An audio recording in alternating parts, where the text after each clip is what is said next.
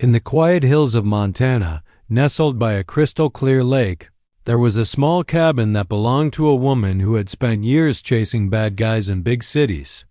After decades of running after criminals, dealing with stressful cases, and living a life full of tension, she finally decided it was time for a change. She bought this cozy little cabin on Lake Ridge Ranch, a place where she could breathe fresh air, enjoy nature, and leave behind all the chaos of city life. The cabin wasn't fancy or luxurious. It was simple, wooden, and blended perfectly with its surroundings. There were tall pine trees swaying gently in the breeze, wildflowers blooming near the edge of the forest, and the sound of water lapping against the shore just steps away. It was peaceful, exactly what she needed to heal. But as anyone who's ever lived in a neighborhood governed by a homeowners association, HOA, knows, peace doesn't always last long. One sunny Saturday morning, everything seemed perfect. The sun was shining bright, birds were chirping, and she was out in her garden planting some new flowers and trimming bushes.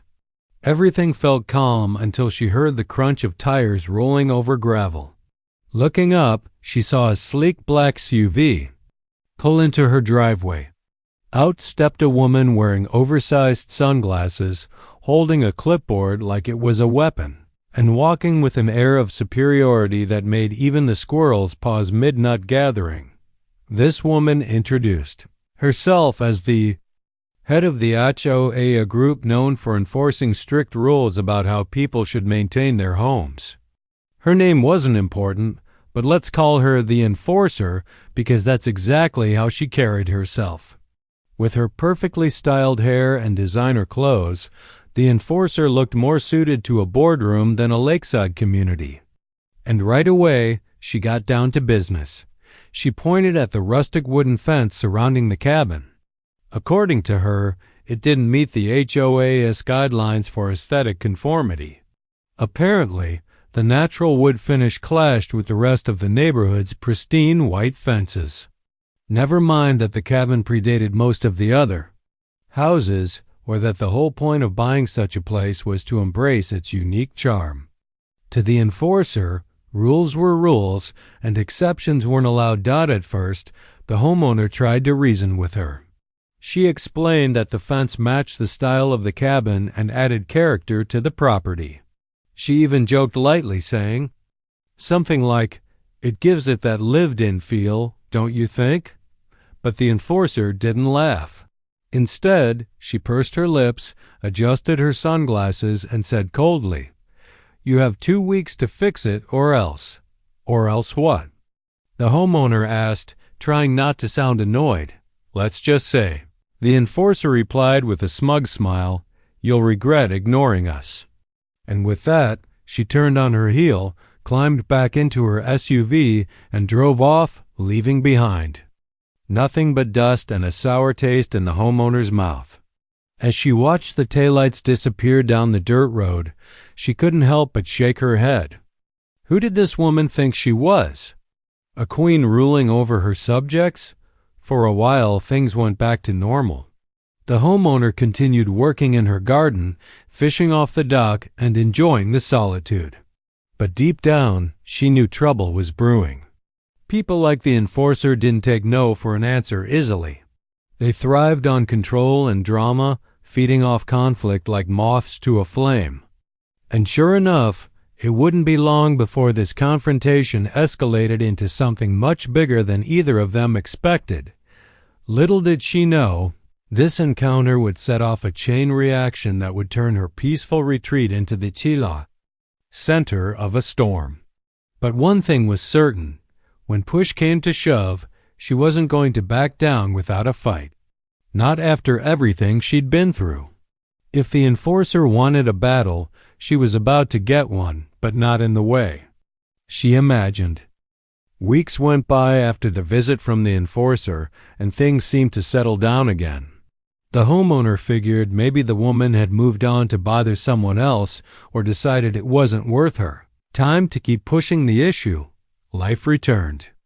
to its usual rhythm quiet mornings sipping coffee while watching the mist rise off the lake, afternoons spent fishing or reading in a hammock, and evenings cooking dinner with the windows open so she could listen to the crickets chirping outside. But peace, as they say, is often short-lived when you live under the watchful eye of an overzealous HOA president.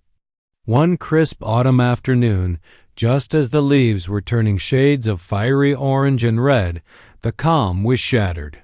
The sound of screeching tires broke through the stillness, followed by flashing blue and red lights reflecting off the trees. Confused, the homeowner stepped out onto the porch, wiping flour from her hands because she'd been baking apple pie. What she saw made her heart sink. Multiple police cruisers surrounded her cabin like it was some kind of crime scene. Officers spilled out of their cars, standing around awkwardly, clearly unsure why they were even there.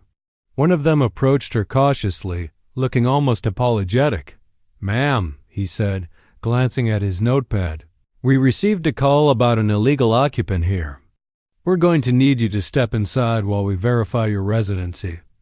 The words hit her like a punch to the gut. Illegal occupant?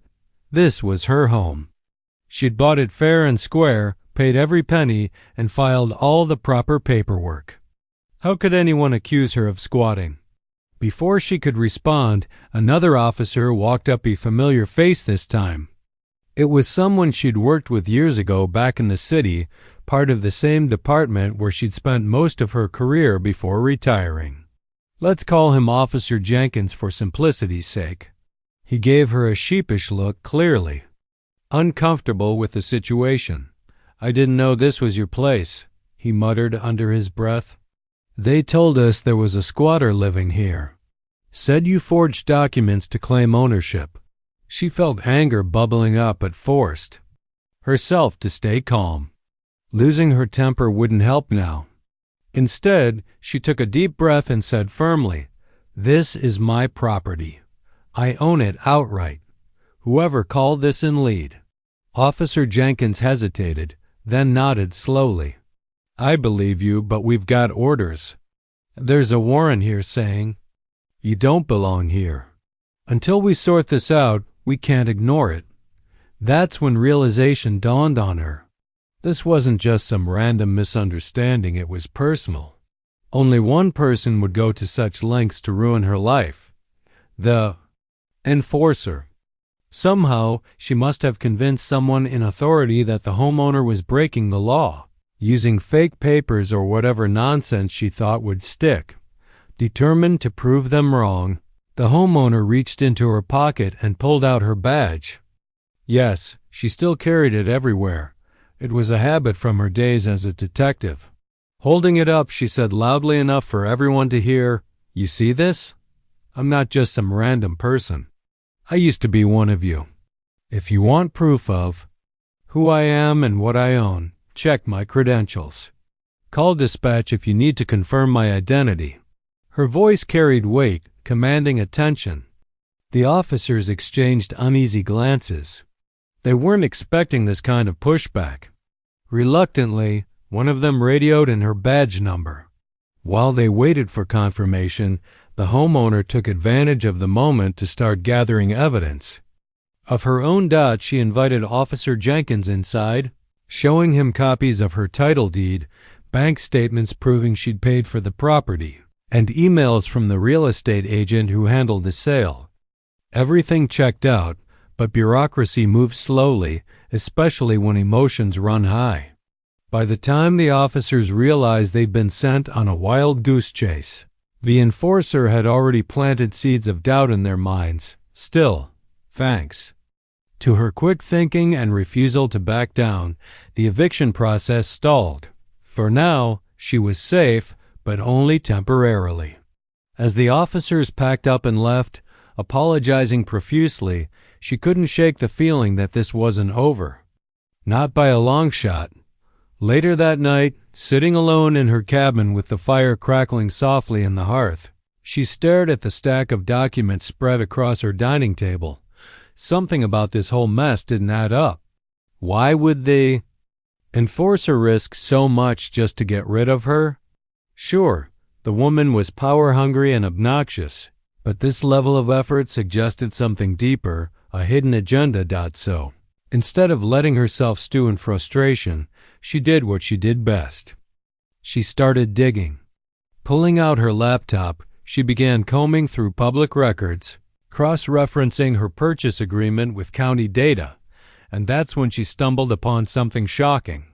The enforcer hadn't just fabricated a story about her being a squatter. She'd also been embezzling money from the HOA funds meant for community projects.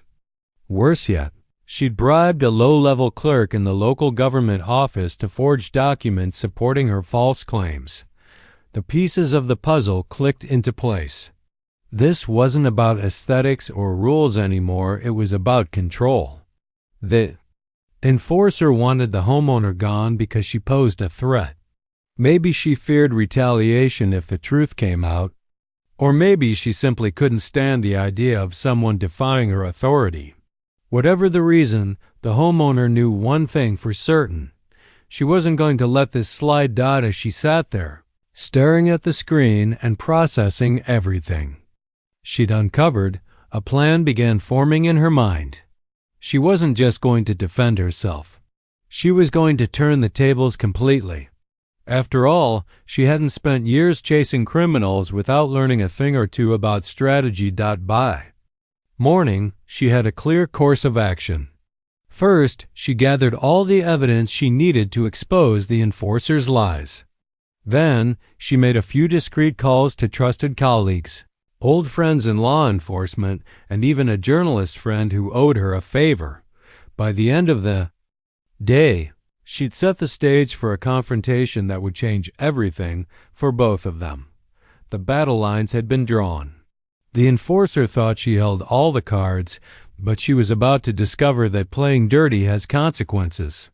And when those consequences came knocking, they wouldn't be wearing designer sunglasses, they'd be holding handcuffs. With the eviction temporarily on hold, the homeowner knew she had bought herself some time, but not much. The enforcer wasn't the type to give up easily. If anything, this delay would only make her angrier, more determined to come after her with everything she had. But the homeowner wasn't afraid of a fight. In fact, she thrived in situations like this. Years of working as a detective had taught her how to stay calm under pressure, think strategically, and outsmart people who underestimated her. So instead of sitting around waiting for the next shoe to drop, she decided to take control. Armed with the evidence she'd uncovered about the enforcer's shady dealings, the embezzlement, the forged documents, the bribes, she marched straight into the local sheriff's office early the next morning. She walked in with purpose, carrying a folder stuffed with papers that proved beyond a shadow of a doubt what was really going on. The deputy behind the front desk looked surprised to see her. "Can I help you?" he asked cautiously, clearly recognizing her from the chaotic scene at the cabin the day before. "I hope so," she replied, sliding the folder across the counter. "This is everything you need to know about why your officers were sent to my house yesterday. And it's also everything you need to arrest Carol Hargrove." The deputy blinked, unsure whether to laugh or take her seriously. "Carol? You mean the HOA president?" "That's right," she said firmly. "She filed a false police report accusing me of squatting on my own property. Turns out she's been cooking the books for years, stealing money from the HOA and using her connections to cover her tracks. Yesterday's little stunt was just the tip of the iceberg." The deputy hesitated but eventually took the folder and flipped through it. His eyes widened as he read through the detailed notes, bank records, and copies of emails showing exactly what the enforcer had done. He glanced up at her, his expression shifting from skepticism to concern. "This is serious stuff. We'll have to look into it." "Good," she said, nodding, "but don't wait too long. Every minute you delay gives her more time to destroy evidence or worse, retaliate against me." As the deputy promised to escalate the matter to his superiors, the homeowner left the station feeling a mix of relief and determination. She'd done everything she could to expose the truth, but she knew better than most that bureaucracy moves slowly. Meanwhile, the enforcer still had friends in high places, and there was no telling what kind of trouble she might stir up while trying to save herself. Determined not to let her guard down, the homeowner came up with a bold plan. She packed a few essentials, a change of clothes, toiletries, and some snacks, and told her neighbors she was heading into town for a couple of days. It wasn't entirely a lie. She did go to a nearby motel to lay low. But late that night, she returned to her cabin not as herself, but disguised as a utility worker, using an old uniform she'd borrowed from a friend who worked for the power company. She blended in seamlessly with the maintenance crew that occasionally visited the area. No one gave her a second glance as she parked her truck near the edge of the property and started setting up surveillance equipment.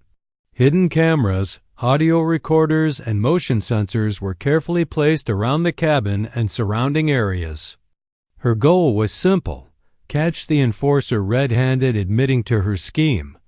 Over the next few days, the recordings captured snippets of conversations between the enforcer and her closest allies in the HOA. They talked openly about their plans, convinced they were untouchable. One clip, in particular, stood out. Sitting in her luxurious lakeside mansion with a glass of wine in hand, the enforcer gloated to her cronies about how easy it had been to drive the homeowner away. "She thinks she's so smart," the enforcer sneered, laughing cruelly. "But all it takes is one phone call to ruin someone's life. By now, she's probably packing her bags and running back to wherever she came from. Problem solved." Her words sent chills down the homeowner's spine. When she listened to them later, there was no remorse, no hesitation, just pure arrogance. This woman truly believed she was above the law, untouchable because of her connections and influence. But she was wrong. Dead wrong. By the end of the week, the homeowner had gathered enough damning evidence to bring the enforcer down. Not only did she have proof of the false accusations made against her, but she also had recordings of the enforcer bragging about her crimes. Every word spoken in those secret meetings was now ammunition, ready to be used in court if necessary. Feeling confident and prepared, the homeowner decided it was time to strike. She contacted the sheriff's department again, updating them on the new evidence she'd collected. This time, they didn't hesitate. With the weight of the law finally on her side, she coordinated with 2 trusted deputies to execute a plan that would leave the enforcer speechless. On a bright Saturday morning, the same day the enforcer liked to host her weekly HOA board meetings, the homeowner arrived at the mansion dressed in full uniform, wearing her badge proudly. Accompanied by the deputies, she knocked on the door, her heart pounding with anticipation. When the enforcer opened it, her smug smile faded instantly. "What is the meaning of this?" she demanded, glaring at the unexpected visitors. "You're under arrest," the homeowner said calmly, stepping forward, "for filing a false police report, conspiracy to defraud, and obstruction of justice." The enforcer's face turned pale as the deputies moved in, handcuffing her without hesitation. As they led her away, she screamed accusations of entrapment and vowed revenge, but it was too late. The game was over, and she had lost. Standing there on the porch, the homeowner felt a wave of satisfaction wash over her. Justice had been served, not just for her, but for everyone else who had suffered under the enforcer's reign of terror. Word spread quickly through the community, and soon, neighbors began reaching out to thank her for standing up to someone who had bullied them for years. Though the ordeal had been exhausting, it reminded her of why she'd chosen this line of work in the first place, to protect people and fight for what's right. And as she watched the enforcer being driven away in a police car, She couldn't help but smile. Peace had finally returned to Lake Ridge Ranch, and this time it felt like it was here to stay. The fallout from the enforcer's arrest hit the community like a storm. News traveled fast in small towns, and by mid-morning, everyone on Lake Ridge Ranch knew what had happened. Neighbors who had once tiptoed around her or quietly resented her iron-fisted rule were now buzzing with excitement and relief. For years they'd lived under the shadow of fear, too intimidated to speak up against her antics. But seeing her led away in handcuffs was proof that no one, not even someone as powerful as she thought herself to be, was above accountability. As the deputies drove off with the enforcer still shouting threats from the back seat of the police car, the homeowner stood on the porch of the mansion where the HOA meetings were held. She wasn't gloating, far from it.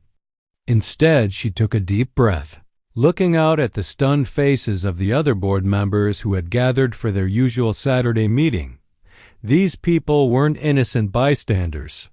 Many of them had played along with the enforcer's schemes, either out of fear or because they benefited from her actions. It was time to set things straight. "Listen," she began, her voice calm but firm. "I didn't come here today just to arrest Carol. I came here to remind all of you that this neighborhood belongs to us. Not to one person, not to some self-appointed dictator, but to every single family who calls this place home." Her words hung heavy in the air. Some of the board members avoided eye contact, guilt written all over their faces. Others looked shocked, as if they hadn't realized how bad things had gotten until that moment.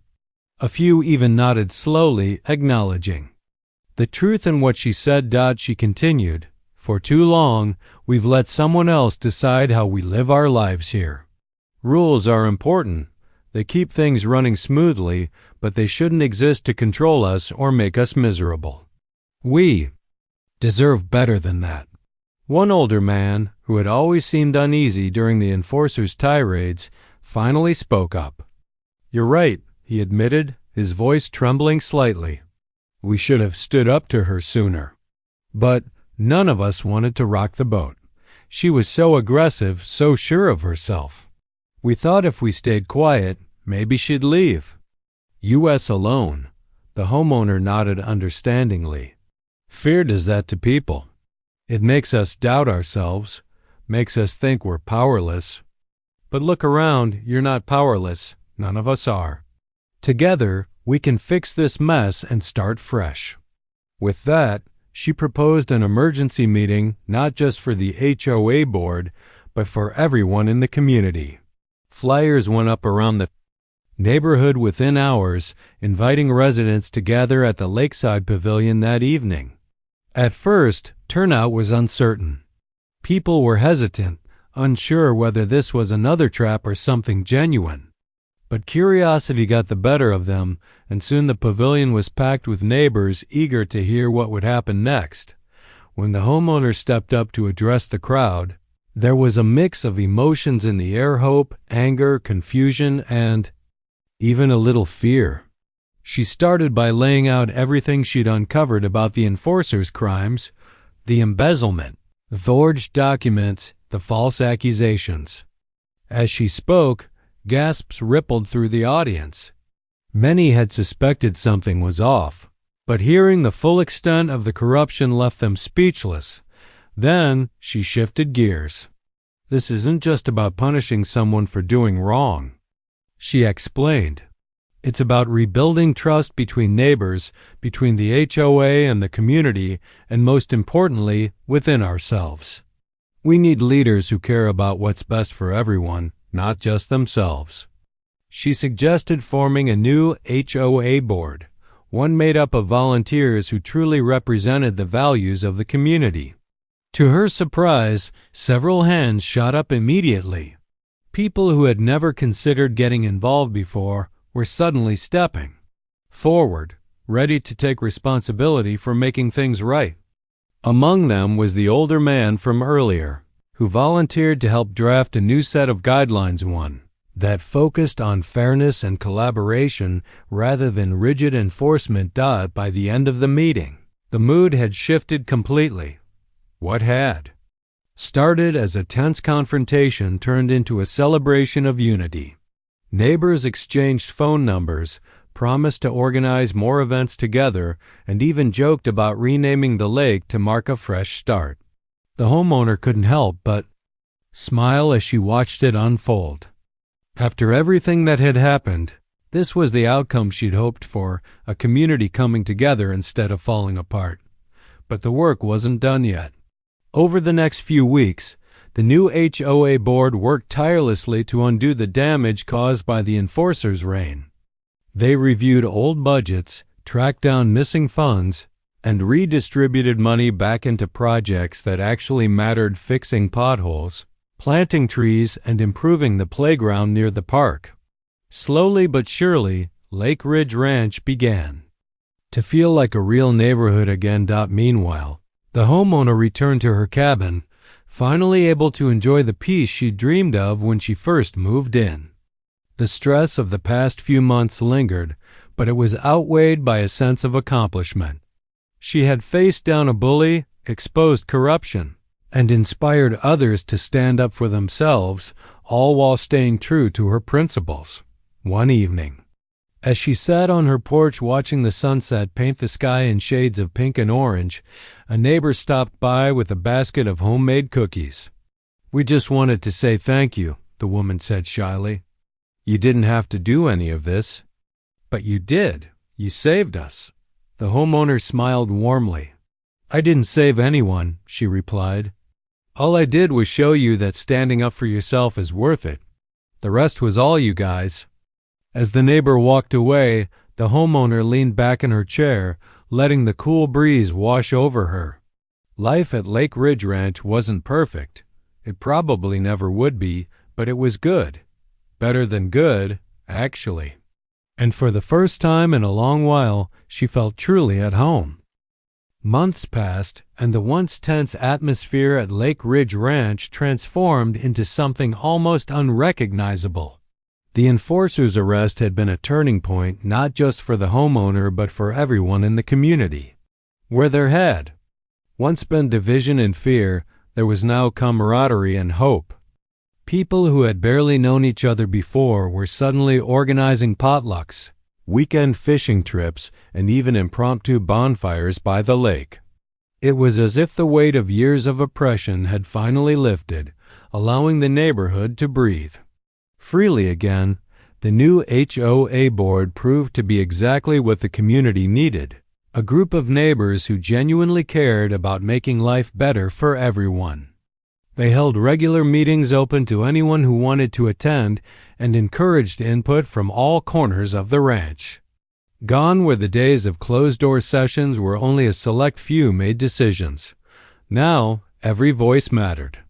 Whether it was debating paint colors for the playground fence or deciding how to allocate funds for road repairs, the process was transparent, inclusive, and refreshingly drama-free. For the homeowner, this shift brought both joy and reflection. She had always imagined her lakeside cabin as a place to escape the chaos of her past life, but she hadn't expected to find herself smack in the middle of another kind of chaos, one born out of greed and control. Still, looking back, she realized that maybe this detour was exactly what she'd needed. Facing down the enforcer wasn't just about protecting her home. It was about rediscovering her purpose. Helping people stand up for themselves reminded her why she'd chosen a career in law enforcement in the first place, not because she loved catching bad guys, though she did, but because she believed in fairness, justice, and giving a voice to those who felt powerless. As spring rolled around, the changes became even more visible. The embezzled funds recovered from the enforcer schemes allowed the pitets, allowed the titsins, allowed the the embezzled funds recovered from the enforcer schemes allowed the community to invest in projects they dreamed about for years. A new walking trail snaked through the woods behind the cabins, connecting neighbors who previously rarely crossed paths.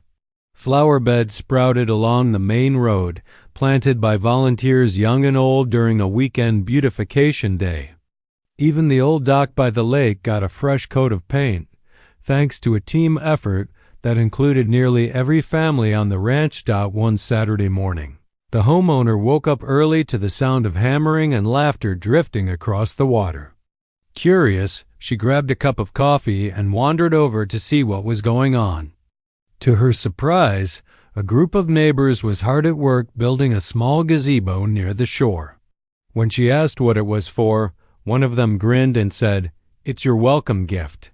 "My, welcome gift?" she repeated, raising an eyebrow. "Yeah," chimed in another neighbor, wiping sawdust off her hands. "You've done so much for us, we figured it was time we did something for you.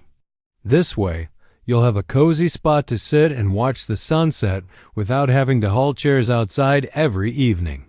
She couldn't help but laugh, though her eyes misted over slightly. "You didn't have to do this," she said softly. "We know," someone else replied. "But we wanted to. You showed us what it means to stick together, to fight for what's right. So consider this our way of saying thank you." That night, after the gazebo was finished and decorated with strings of fairy lights, the entire community gathered for a celebration. There was food, music, and plenty of laughter as people shared stories under the stars. Someone brought out a guitar, and soon impromptu sing-alongs broke out. Kids chased fireflies while parents swapped jokes about how much quieter life had become since the enforcer's departure. It was a perfect evening, one that felt like a fresh start for everyone. As the party wound down and people began heading home, the homeowner lingered by the gazebo, staring out at the moonlit lake. A part of her still missed the adrenaline rush of chasing criminals in the city, but she no longer felt the urge to return to that world. Here, surrounded by people who appreciated her for who she was, she had found a different kind of fulfillment, one rooted in connection, simplicity, and trust. Over the following months, she threw herself into mentoring younger officers who occasionally reached out for advice. Through video calls and emails, she shared lessons learned from decades of experience, encouraging them to stay true to their values even when the job got tough. She also started hosting informal gatherings at her cabin, inviting neighbors to join her for barbecues or storytelling nights. Around the campfire, she regaled them with tales of her adventures in law enforcement, chasing suspects through dark alleys, solving cases that seemed impossible, and learning the hard way that sometimes the greatest battles aren't fought in courtrooms or streets, but within communities themselves. Her cabin, once a source of conflict, became a symbol of resilience and unity. Neighbors often joked that it should be renamed the Justice Cabin because of everything it represented. But to her, it was simply home, a place where she could rest, reflect, and recharge. And though she never sought recognition, she couldn't deny the satisfaction of knowing she'd made a difference, not just for herself, but for everyone around her. By the time summer arrived, Lake Ridge Ranch felt like a completely different place. The scars left by the enforcer's reign had begun to heal, replaced by a sense of pride and ownership among residents. The homeowner watched it all unfold with quiet gratitude, knowing that the strength of a community lies not in its rules or its leaders, but in the bonds between its people.